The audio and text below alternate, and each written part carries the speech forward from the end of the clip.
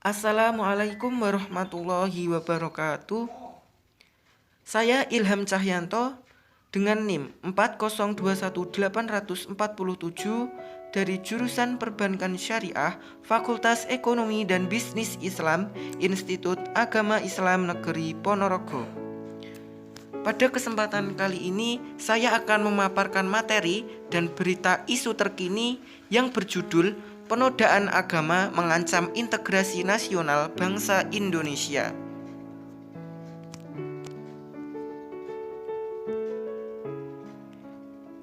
Langsung ke pendahuluan, latar belakang masalah.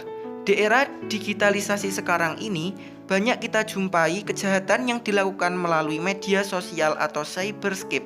Adapun contoh kejahatan melalui media sosial seperti penipuan jual beli online, penggelapan, pembajakan akun media sosial, prostitusi online, pencemaran nama baik, penyebaran berita bohong atau hoax, pornografi, dan yang baru-baru ini terjadi yaitu penodaan atau penistaan agama.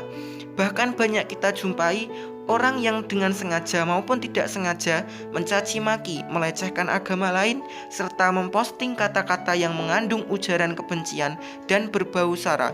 Meskipun pemerintah telah mengatur akan hal itu, akan tetapi masih banyak di antara masyarakat tidak mengetahui dan dengan sengaja menyebarluaskan kata-kata maupun gambar yang berbau penodaan atau penistaan agama.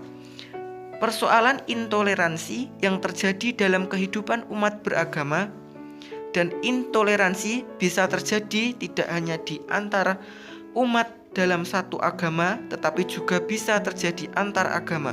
Misalnya saja, menghina atau melakukan penistaan terhadap agama umat lain ini adalah bentuk intoleransi, dan hal ini bisa melukai perasaan umat beragama yang lain. Menteri Koordinator Bidang Politik, Hukum dan Keamanan, Menko Polhukam, Profesor Mahfud MD mengungkapkan Indonesia terus dibayangi gangguan yang dapat menghambat kemajuan bangsa. Gangguan tersebut antara lain kurangnya persatuan di kalangan masyarakat yang ditandai dengan mundurnya toleransi. Orang yang berbeda keyakinan dimusuhi, agama umat lain dilecehkan, dan berbagai ujaran kebencian lainnya. Semua itu dapat mengancam integrasi bangsa. Oleh karena itu, kebersatuan dan keberagaman menjadi keharusan dalam merawat integrasi bangsa. Tidak ada kelompok manusia yang sama. Indonesia merdeka setelah bersatu dalam keberagaman, tegas Mahfud. Aspek keagamaan masih merupakan suatu hal dengan kandungan kerawanan emosional yang memiliki kekuatan motivasi yang tinggi dan sewaktu-waktu dapat berubah menjadi benih-benih disintegrasi dan retaknya kohesi sosial atau persatuan dan kesatuan akibat heterogenitas serta tingkat kematangan masyarakat yang berbeda dalam menyerap nilai-nilai religius, moral, dan etik. Terjadinya berbagai konflik struktural dan horizontal di berbagai daerah di Indonesia. Salah satu penyebabnya adalah penerapan kandungan emosional keagamaan yang melampaui batas serta meningkatnya pengagungan terhadap suku dan etnik. Kecenderungan di masa mendatang, tata kehidupan masyarakat Indonesia sangat diwarnai oleh berbagai proses perubahan yang cepat dan kompleks di segala aspek kehidupan. Proses perubahan tersebut didorong oleh kemajuan iptek dan kecanggihan media informasi serta kecenderungan mengedepankan sikap rasional. Fenomena ini mendorong terjadinya pergeseran atau perubahan nilai-nilai sosial, lahirnya berbagai masalah sosial dan keagamaan, terutama dalam hubungan antar umat beragama, akibat tidak semua warga masyarakat maupun umat beragama mampu mengadaptasi atau penyesuaian diri dengan tuntutan dan arus globalisasi. Dapat dipahami bahwa persoalan intoleransi yang terjadi dalam kehidupan umat beragama seperti yang terjadi baru-baru ini, yaitu tindakan penodaan, penghinaan, atau penistaan terhadap agama secara tidak langsung akan mengancam integrasi nasional. Untuk lebih detailnya akan dikupas dalam pembahasan yang selanjutnya, yang tentunya disertai dengan kasus yang lagi booming di jagat maya.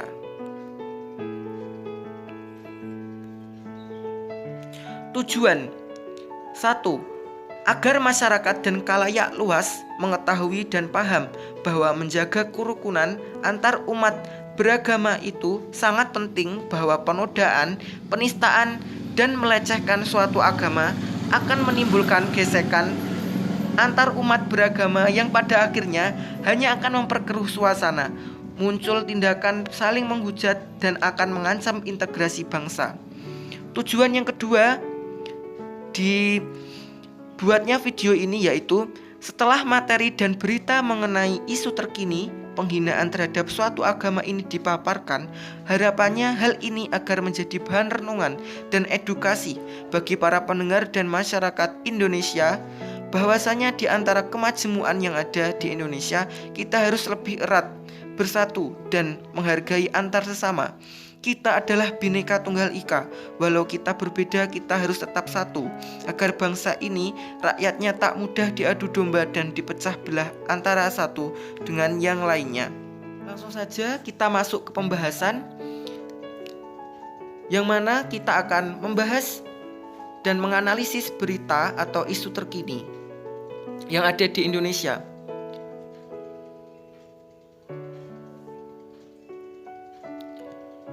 Berita ini dilansir dari Kompas TV.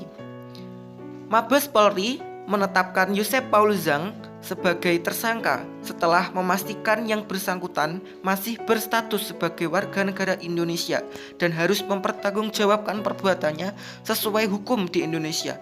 Penyidik Cyber Mabes Polri juga telah memasukkan nama Cindy Paul Suryo Mulyono atau Joseph Paul Zhang ke dalam daftar pencarian orang atau DPO Interpol.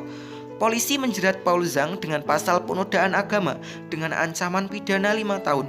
Terkait dengan kasus penodaan agama yang disampaikan Paul Zhang, Kementerian Komunikasi dan Informatika telah memblokir konten yang berisi penodaan agama di kanal YouTube. Jubir Kementerian Kominfo, Dedi Supriyadi, menyatakan tindakan yang dilakukan Paul Zhang telah memenuhi unsur pelanggaran Undang-Undang ITE. Sebelumnya, pemilik akun YouTube Joseph Paul Zhang dilaporkan ke Komite Pemberantasan Mafia Hukum Husin Sahab ke Bareskrim Polri atas dugaan penistaan agama pada 17 April lalu. Dalam laporannya, pelapor juga mencantumkan dugaan pidana ujaran kebencian.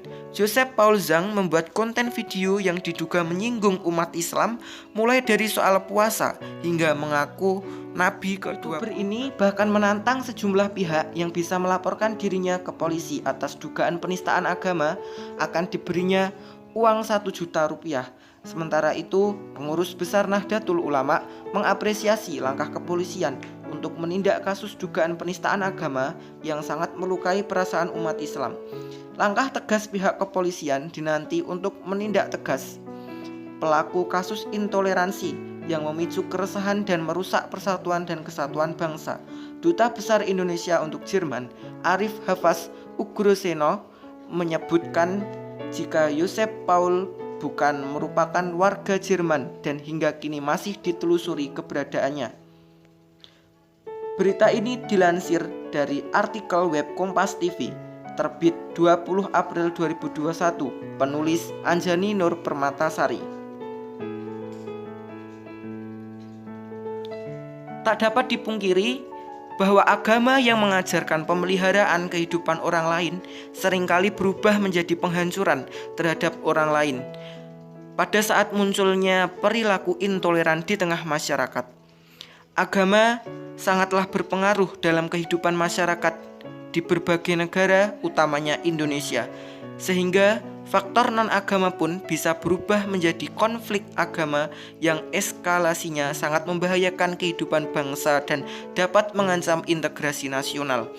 Konflik agama yang dipicu oleh intoleransi, diskriminasi, dan kekerasan atas nama agama telah menjadi perhatian seluruh komunitas internasional. Setelah saya telusuri dan saya kaji mendalam, saya menemukan pendapat dari beberapa tokoh, salah satunya yaitu menurut Joachim Watch. Beliau mengatakan bahwasanya kehadiran agama dalam satu komunitas menciptakan perpecahan yang tak dapat dielakkan. Agama dinilai sebagai faktor disintegrasi karena hadir dengan seperangkat ritual dan sistem kepercayaan yang akan melahirkan komunitas tersendiri dan berbeda dari komunitas sebelumnya. Rasa perbedaan kian intensif ketika para pemeluk agama telah sampai pada sikap dan keyakinan bahwa satu-satunya agama yang benar adalah agama yang dipeluknya. Keyakinan yang menegaskan keberadaan agama lain perlahan menciptakan intoleransi dan permusuhan. Karen Armstrong mengurai secara historis tentang bagaimana agama saling berperang. Ekspresi kekerasan atas nama agama sangat mengerikan, mulai dari mengkafirkan orang-orang yang tak sepaham, menyerang, sampai membunuh musuh ideologi, bahkan menggulingkan dan membunuh presiden sekalipun demi agama.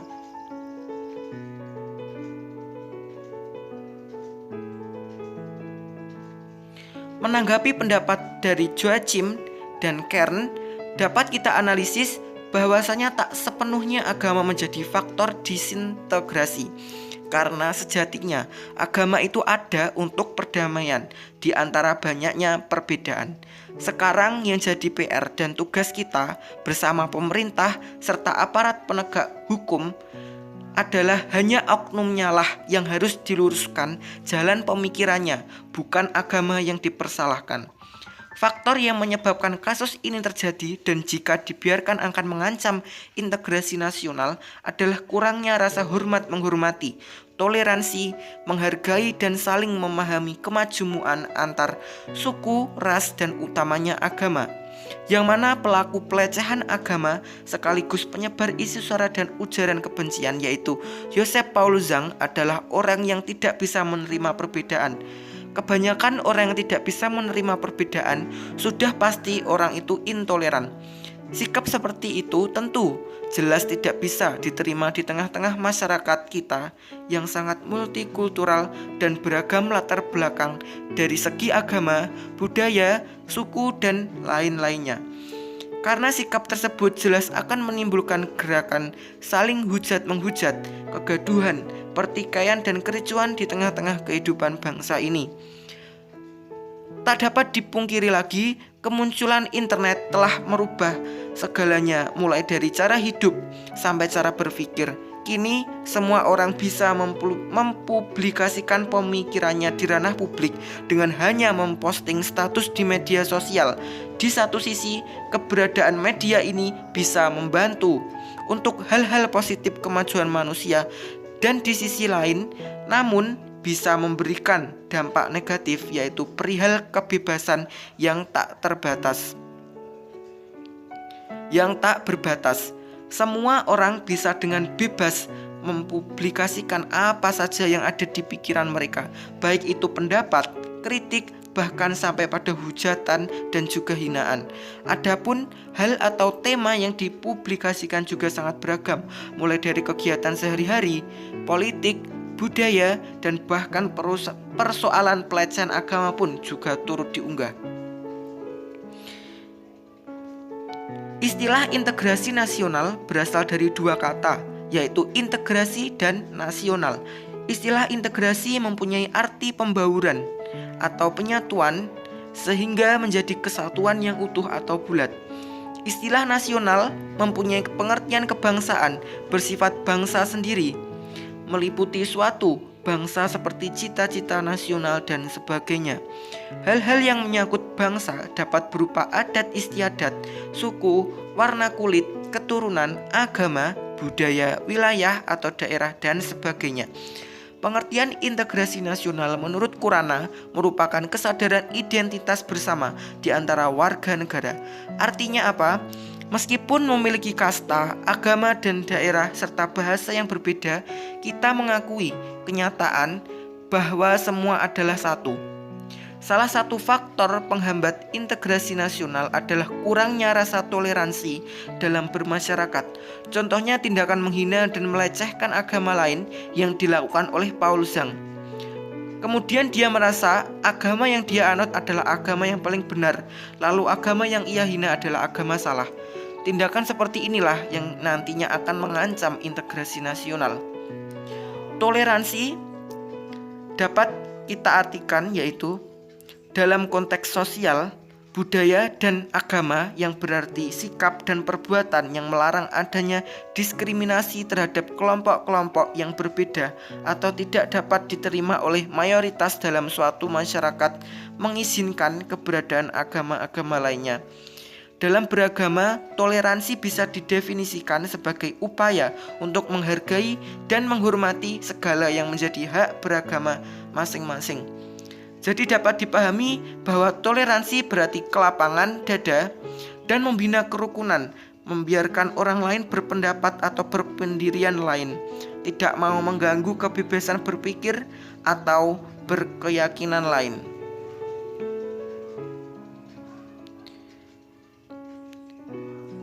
Yang terakhir yaitu penutup, bahwasanya dapat disimpulkan setelah mendengar apa yang telah dipaparkan sebelumnya, bahwasanya integrasi nasional merupakan kesadaran identitas bersama di antara warga negara.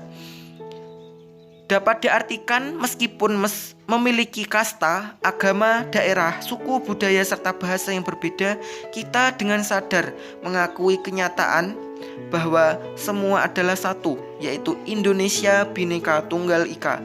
Adapun salah satu masalah yang dapat mengancam integrasi nasional adalah penodaan atau penghinaan terhadap suatu agama. Maka dari itu, untuk menjaga persatuan ini tetap utuh, kita sebagai warga negara Indonesia yang baik, jangan saling menebar kebencian terhadap suatu kelompok agama lain. Saya berpesan kepada semua masyarakat Indonesia untuk bijak dalam bermedia sosial. Jangan sampai menyebarkan isu sara, tindakan memprovokasi antar sesama saudara setanah air Indonesia. Agama di Indonesia merupakan hal yang utama untuk ditegakkan dan dihormati keberadaannya karena mengandung nilai kesusilaan, sehingga adanya berbagai macam agama di Indonesia menjadi pemersatu dari keanekaragamannya. Saran, video yang kami sajikan jauh dari kata sempurna, maka dari itu kami harapkan saran yang membangun dari pendengar setia agar video yang kami buat bisa menjadi lebih baik, berkah bagi semua yang mendengarkan, dan tentunya bermanfaat untuk kedepannya. Semoga pada suatu hari nanti video ini dapat menjadi referensi dan rujukan karya video yang lain. Sumber dan referensi mengenai literatur yang saya cantumkan di dalam pemaparan pembahasan kali ini yaitu dari berbagai artikel, jurnal, skripsi, tesis maupun website valid dari Kompas TV dan media Indonesia. Sekian pemaparan materi dan berita isu terkini dari saya. Apabila ada kurang dan lebihnya, saya mohon maaf yang sebesar-besarnya. Akhirul kalam, wallahul muwafiq ila ahwami thoriq. Summassalamu alaikum warahmatullahi wabarakatuh.